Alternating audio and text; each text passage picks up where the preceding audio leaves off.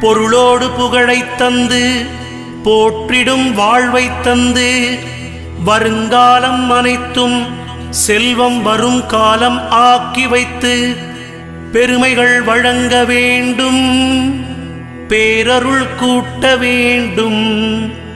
அருள்மிகு குருவே, உன்னை அடிபணிந்து வணங்குகின்றேன். வருடம் ஓர் ராசி வீதம் வட்டமாய் சுழன்று வந்தே தருகிற பலனை நாங்கள் தங்கமாய் ஏற்றுக்கொள்வோம்.